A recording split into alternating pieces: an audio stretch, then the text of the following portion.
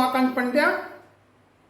आज मैथ के जिस टॉपिक पर चर्चा करेंगे उसका नाम है सर्वसमीकाएं, जिसे हम इंग्लिश में कहते हैं आइडेंटिटी। आइडेंटिटी के हम ज्योमेट्री ज्यामितीय रूप, अर्थमेटिक अंकगणितीय रूप में हम सर्वसमीकाओं को किस प्रकार से निरूपित करते हैं उसके विषय में हम चर्चा करेंगे। आइडेंटिटी का अर्थ होता है परिचय, और परिचय में हम देखेंगे कि हमें सर्वसमीकाएं किस प्रकार से परिचय देती हैं। तो आइए शुरू करते हैं। आइडेंटिटी या सर्वसमीकाएं। सर्वसमीकाएं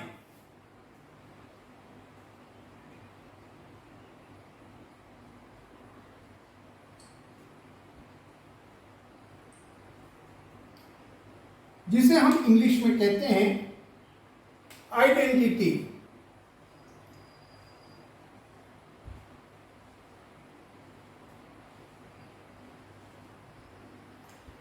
आइडेंटिटी का हम एक एग्जाम्पल लेते हैं। जैसे मान लीजिए आपके पास में एग्जाम्पल के रूप में a प्लस बी का होल स्क्वायर इस प्रकार से कुछ लिखा हुआ है। आप इसको किस प्रकार से रीड करते हैं? इसको हम साधारण भाषा में बात करने के लिए एक अंकगणितीय एग्जाम्पल लेते हैं। एक अर्थमेटिक की भाषा में यदि हम कोई संख्या ले लेते हैं, मान लीजिए वह संख्या आपके पास में 10 है, और 10 का यदि आप होल स्क्वायर के रूप में लिखते हैं, और यदि इसको आप रीड करते हैं तो आप इसको कुछ इस प्रकार से पढ़ते हैं, 10 मल्टीप्लाई 10 या 10 गुणा 10 बराबर 100। इसका अर्थ क्या हुआ? ये जो 100 है, यदि हम इस ज्योमेट्री की भाषा में इसकी बात करें तो 10 गुणा 10 यानी यह एक कोई स्क्वायर या वर्ग है जिसकी एक भुजा 10 सेंटीमीटर है। तो इसकी सभी भुजा 10 सेंटीमीटर की होंगी, तो ये भी 10 सेंटीमीटर, ये 10 सेंटीमीटर और यह 10 सेंटीमीटर। और 10 गुणा 10 का अर्थ होता है इसके वर्ग का क्षेत्रफल। तो इसके वर्ग का क्षेत्रफल आ गया आपके पास में 100 सेंटीमीटर स्क्वायर। अब इसकी भाषा में, जब अलजेब्रा की भाषा में जब बात की जाती है a प्लस बी, तो अर्थमेटिक की भाषा में समझिए 10 के 2 टुकड़े इस प्रकार से किए गए हैं जिसका योग 10 होता है। जैसे मान लीजिए आपने 10 के टुकड़े कर दिए 6 प्लस 4 के रूप में, 6 और 4 को जोड़ने पर आपको 10 प्राप्त होंगे। आप चाहें तो इसको 7 प्लस 3, 7 प्लस 3 के रूप में भी विभाजित कर सकते हैं। 7 यहां पर हमारे पास a होगा और 3 जो संख्या होगी वो b होगी। कहने का अर्थ ये कि आप जब कभी भी किसी भी संख्या को विभाजित करते हैं तो आप उसको अलग अलग संख्याओं के रूप में विभाजित कीजिए। जैसे मैंने 10 को 7 और 3 के रूप में, या 6 या 4 के रूप में विभाजित किया, तो एक संख्या a हो जाएगी और एक संख्या b। पर यदि इसी 10 को यदि मैंने 5 प्लस 5 के रूप में विभाजित करने पर दोनों संख्याएं सेम हो जाती हैं, तो हम इसको a प्लस b के रूप में नहीं लिख सकते। इसके लिए हमें दोनों संख्याएं डिफरेंट चाहिए, और यहां पर हम 2 संख्या ले रहे हैं एग्जाम्पल के तौर पर। यदि मैं यहां 10 का विभाजित करता हूं, यहां मैं संख्या ले लेता हूं 6 प्लस 4। अभी भी यह स्वरूप जो था इसको चेंज करके मैंने इस प्रकार से लिख दिया। यदि मैं a प्लस बी की भाषा में बात करूं तो ये 6 जो हमारे पास में है वो a के रूप में, और जो 4 है वो b के रूप में है। और इस पे स्पार लगाने पर इस प्रकार से अभी भी जो संख्या 10 है वो 10 के रूप में यहां मौजूद है, और हमने इसको विभाजन करके लिखा है।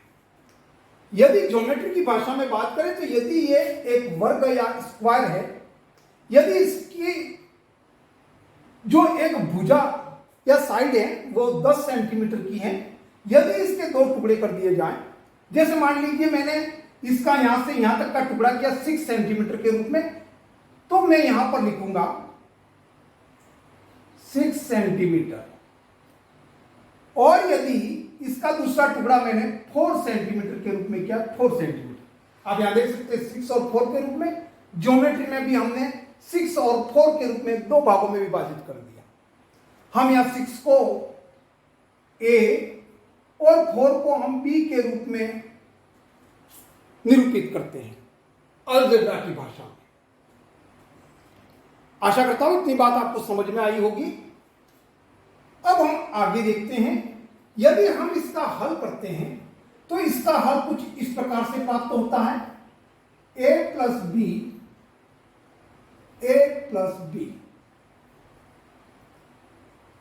यह हमारी सेकंड स्टेप हुई। यदि अर्थमेटिक या अंकगणितीय जो टुकड़े हमने किए इसको भी चाहे तो आप इस रूप में लिख सकते हैं, 6 प्लस 4।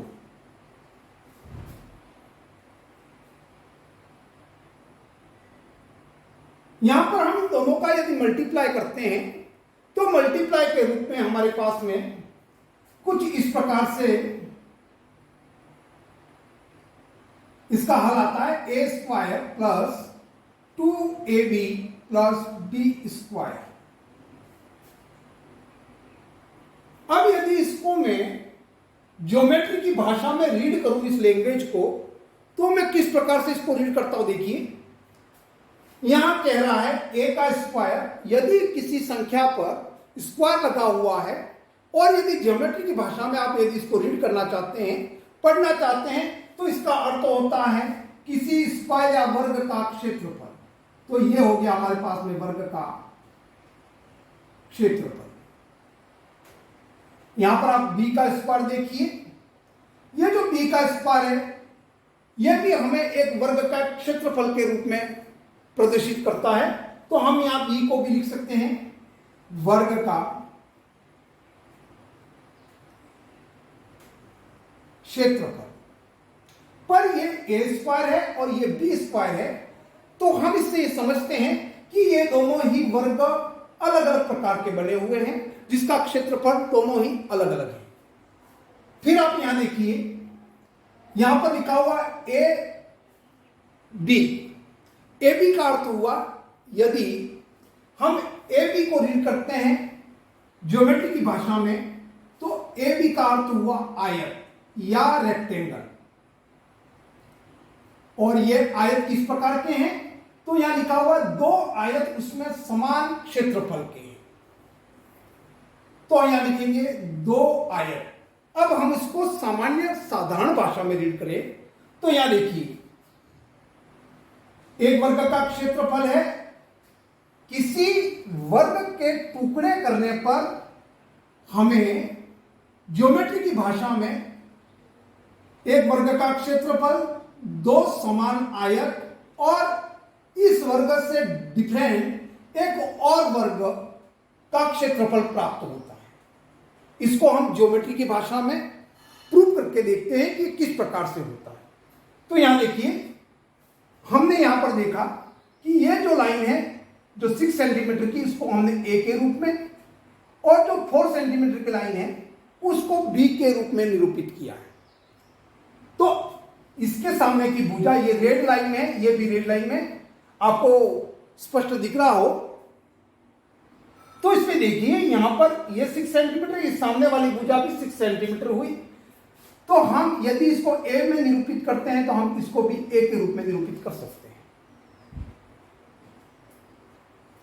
यदि ये a है तो यहां का ये वाला भाग भी हमारे पास में a हुआ, ये वाला पार्ट, ये क्योंकि ये b हुआ तो ये वाला पार्ट हमारे पास में a, और यहां वाला पार्ट भी आपके पास में a। अब आप इसको देखिए, ये जो a और a, ये जो चारों भुजा रेड लाइन में, रेड कलर में जो ड्रॉ कर रखी हैं, तो हमें यहां पर एक वर्ग प्राप्त हुआ। तो पहला जो खंड, इस खंड के टुकड़े हैं ये, और ये जो पहला खंड हमें जो प्राप्त हुआ वो a मल्टीप्लाई a बराबर a स्क्वायर। अब दूसरे पार्ट को देखिए, क्योंकि हमने ये 4 सेंटीमीटर है, इसको b के रूप में निरूपित किया है, तो हम यदि ये भुजा b है तो ये वाली भुजा भी b होगी, ये b और ये b और ये वाला भी b। अब यहां देखिए, यहां पर भी b b b चारों भुजाएं बराबर हैं, तो ये भी हमें एक वर्ग के रूप में प्राप्त हुआ। तो नंबर तो जो खंड प्राप्त हुआ इसका टुकड़ा वो b मल्टीप्लाई b यानी b स्क्वायर के रूप में प्राप्त हुआ। इस वर्ग के टुकड़े कर रहे हैं जिसमें हमें एक वर्ग प्राप्त हो रहा है, एक दूसरा वर्ग प्राप्त हो रहा है, दोनों का क्षेत्रफल अलग अलग है। अब यहां देखिए, यहां पर ये 6 सेंटीमीटर है, इसके सामने वाली भुजा भी 6 सेंटीमीटर है। यदि ये लाइन 4 सेंटीमीटर तो ये भी 4 सेंटीमीटर है। इसके आमने सामने की जो भुजा है वो बराबर है, यानी कि यह एक रेक्टेंगल, एक आयत का रूप है। तो हमें जो तीसरा खंड प्राप्त हुआ वो हमें a, ये वाली भुजा a और ये वाली भुजा b, तो a इंटू b के रूप में हमें एक रेक्टेंगल का एरिया ए बी प्राप्त हुआ। और इसी प्रकार से यहां इस चौथे खंड को देखिए, इस चौथे खंड में हम क्या देखते हैं, इसकी भी एक भुजा 4 सेंटीमीटर है, ये भी 4 सेंटीमीटर है, जिसे अलजेब्रा की भाषा में हमने b, इसको हमने b, तो ये वाला भी b, और यदि ये a है तो ये वाला पार्ट भी हमारे पास में a होगा। जो ग्रीन कलर में कर रखी हैं दोनों भुजाएं बराबर है, जो रेड कलर में कर रखी हैं दोनों भुजाएं बराबर है। यहां हमें यहां पर भी एक रेक्टेंगल या आयत का रूप प्राप्त हो रहा है। यदि इसके एरिया के विषय में बात की जाए तो इसका एरिया ज्ञात करेंगे तो आएगा a मल्टीप्लाई b बराबर ए बी। यहां पर भी इसका क्षेत्रफल ए बी, यहां पर भी क्षेत्रफल ए बी। कहने का अर्थ यदि इस स्क्वायर के टुकड़े कर दिए गए तो हमें यहां पर एक वर्ग दूसरे पर दूसरा वर्ग जो इससे डिफरेंट है और इसका क्षेत्रफल भी अलग है और दो समान आयत प्राप्त हुए। यही हमने यहां पर लिख रखा है, A square plus 2ab plus B square. अब हम प्रूव करते हैं कि ये 100 सेंटीमीटर है तो ये भी 100 सेंटीमीटर है। तो देखिए हम इसको किस प्रकार से प्रूव करते हैं।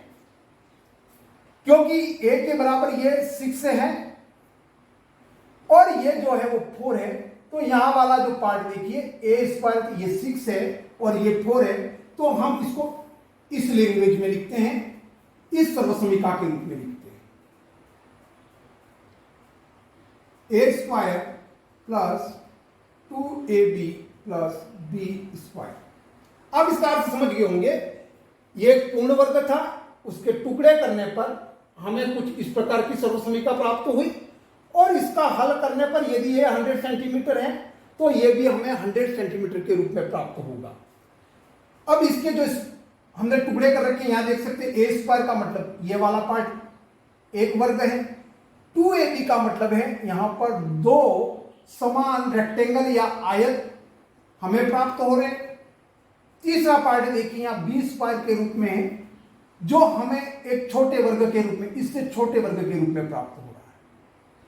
यदि इन टुकड़ों को भी योग करके अगर इनका क्षेत्रफल निकाल करके जोड़ दिया जाए तो ये 100 सेंटीमीटर वर्ग सेंटीमीटर होना चाहिए, सेंटीमीटर स्क्वायर के रूप में। देखते हैं, क्योंकि हमने a को 6 माना है तो यहां पर हम पुनः a को 6 के रूप में लिखते हैं, 6 का स्क्वायर प्लस दो रेक्टेंगल हैं तो दो की संख्या आई और ए बी के रूप में है तो a के रूप में हमारे पास में यहां 6 और b के रूप में हमारे पास में 4, तो हमने 6 इंटू 4 किया प्लस b के रूप में यहां हमारे पास में 4 है तो ये 4 का स्क्वायर हुआ। अब यदि इसको हल करते हैं, 6 मल्टीप्लाई 6 करते हैं, 6 में 6 का गुणा करने पर हमें यहां पर 36 प्राप्त हुआ प्लस 2 मल्टीप्लाई 6 करने पर 12 और 12 का 4 में मल्टीप्लाई करने पर 48 प्राप्त हुआ प्लस 4 में 4 का मल्टीप्लाई करने पर यहां पर हमारे पास में 16 या 16 प्राप्त हुआ।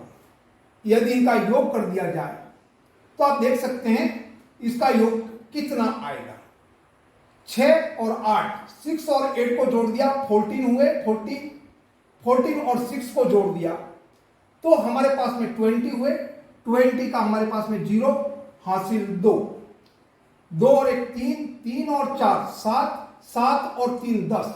यहां पर भी हमें 100 सेंटीमीटर स्क्वायर। यदि ज्योमेट्री की भाषा में बात करें तो यह 100 है, इसके टुकड़ों को जोड़ने पर भी हमें यहां 100 वर्ग सेंटीमीटर प्राप्त होगा। यदि हम इस प्रकार के प्रयासों से गणितीय इक्वेशन को हल करते हैं तो हम स्पष्ट समझ पाते हैं कि हमने क्या किया और उससे हमें क्या प्राप्त हुआ।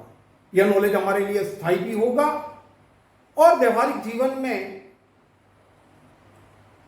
उपयोग भी इसका सिद्ध होगा। आज के लिए बस इतना ही। यदि यह वीडियो आपको पसंद आता है तो आप इसे लाइक कीजिए। एक्सप्लेन में किसी प्रकार की कोई त्रुटियां या कमियां रहती हैं आप कमेंट के माध्यम से जरूर बताइए और पसंद आने पर आप इसे सब्सक्राइब कीजिए। आपके कमेंटों का इंतजार रहेगा। आज के लिए बस इतना ही। आगे के विषय में हम जब क्लास में चर्चा करेंगे तो उस सर्वसमीका का रूप होगा a² - b² के रूप में। अगली क्लास में हम इसकी विस्तृत चर्चा करेंगे।